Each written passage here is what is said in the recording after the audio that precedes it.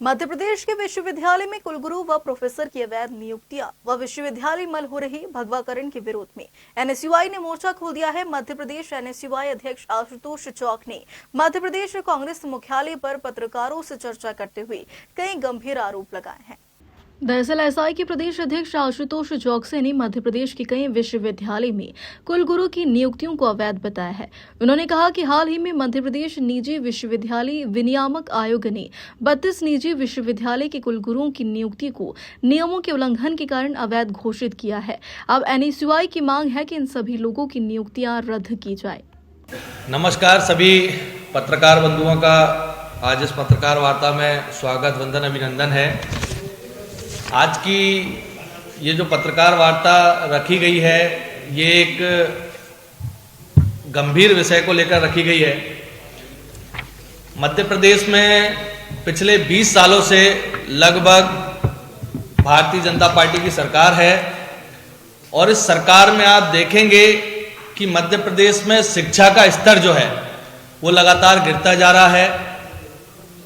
मध्य प्रदेश में जो शिक्षा के लिए सरकारी संस्थान हुआ करते थे, गवर्नमेंट कॉलेज, गवर्नमेंट स्कूल और गवर्नमेंट विश्वविद्यालय हुआ करते थे, उनको कहीं ना कहीं कम कर प्राइवेटाइजेशन को बढ़ावा दिया जा रहा है। लगातार प्राइवेट यूनिवर्सिटीज मध्य प्रदेश में जो है बढ़ती जा रही हैं। बेरोजगारी का दर क्या है मध्य प्रदेश में, आप सब जानते हैं। मैं मानता हूं कि किसी भी प्रदेश की और देश की तरक्की में उस प्रदेश की और देश की शिक्षा व्यवस्था का जो है वो बड़ा और अहम योगदान होता है।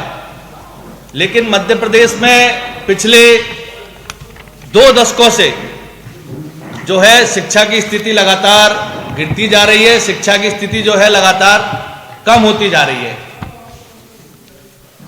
एक गंभीर विषय है जो विश्वविद्यालयों से जुड़ा हुआ है, महाविद्यालय से जुड़ा हुआ है, उसको लेकर आज हमने ये प्रेस वार्ता आयोजित की है। विगत कुछ दिनों पहले मध्य प्रदेश में 53 जो है 53 प्राइवेट विश्वविद्यालय हैं। 53 प्राइवेट विश्वविद्यालयों में से यूजीसी के नॉर्म्स के तहत ये विश्वविद्यालय चलते हैं, तो यूजीसी के नॉर्म्स के उल्लंघन को देखते हुए निजी विश्वविद्यालय विनियामक आयोग ने 32 कुलपतियों को जो है अपात्र पाते हुए उनको हटाया और वहां नए शुरुआत करने के लिए नई जो है नियुक्ति करने का आदेश दिया। तो आप इससे अंदाजा लगा सकते हैं कि 53 में से 32 यूनिवर्सिटी के अगर कुलपति जो हैं वो अमान्य हैं, मानकों को यूजीसी के पूरे नहीं करते हैं, जिनकी नियुक्ति अवैधानिक है, तो वहां की शिक्षा का स्तर क्या होगा।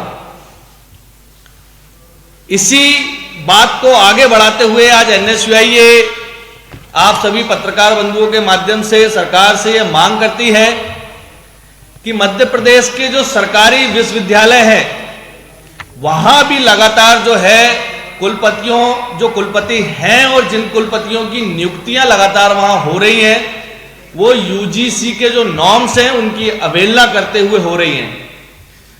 जिस प्रकार से हमारे नेता राहुल जी कहते हैं कि भारतीय जनता पार्टी और आरएसएस जो है इन संस्थानों को भगवाकरण इनका कर जो है वहां पढ़ने वाले छात्रों के दिमाग में धर्म, जाति और इन सभी विशेष वर्गों में उनको बांटना चाहता है, इसीलिए वो इस प्रकार के वहां पर जो है भर्तियां करते हैं। अभी रिसेंट में 5-7 जो है कुलपतियों की नियुक्तियां हुई हैं, उनका मैं कुछ 1-2 का उदाहरण भी दूंगा।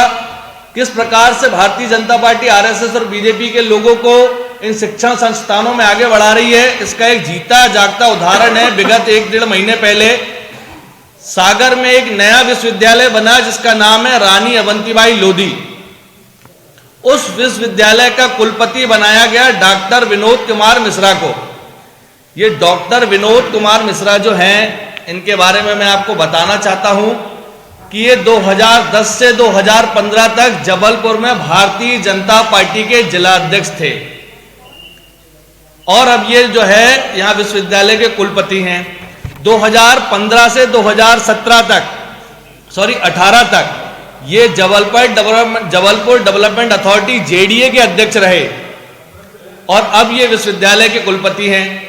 एक नया विश्वविद्यालय जब बनता है तो इन आशाओं, इन उम्मीद से बनता है कि वहां जाकर जो है उस क्षेत्र के आसपास के जो छात्र हैं पढ़ने वाले, उनके भविष्य को सुनहरा बनाने के लिए, एक अच्छी शिक्षा व्यवस्था सुदृढ़ करने के लिए जो है इन विश्वविद्यालयों को खोला जाता है। लेकिन जब एक नया विश्वविद्यालय खुला, वहाँ भारतीय जनता पार्टी का वीसी बना, और अब आने वाले समय में जो नियुक्तियां वहाँ होंगी, चाहे वो टीचर की हो, चाहे प्रोफेसर्स की हो, चाहे वहाँ जो स्टाफ नए विश्वविद्यालय में आने वाला उनकी हो, उनकी नियुक्ति आप मान सकते हैं कि एक बीजेपी का आदमी किनकी नियुक्ति करेगा।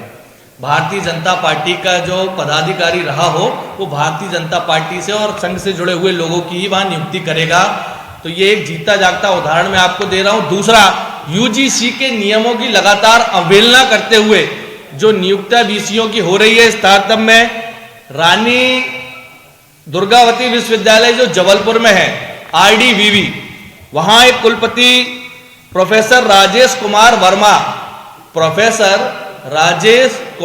वर्मा, इनकी नियुक्ति वहां पर हुई एज आ कुलगुरु के पद पर। इनके बारे में मैं आपको बताना चाहता हूं कि जिस समय ये प्रोफेसर बने 2009 में लगभग 150 प्रोफेसर बने थे। आप सभी पत्रकार बंधु इस बात को जानते हैं या नहीं जानते हैं? मुझे लगता है नहीं जानते होंगे, क्योंकि इस बात को दबा दिया गया था। 2009 में जितने भी प्रोफेसर बने, वे सारे प्रोफेसरों की नियुक्ति जो है वो संदिग्ध है।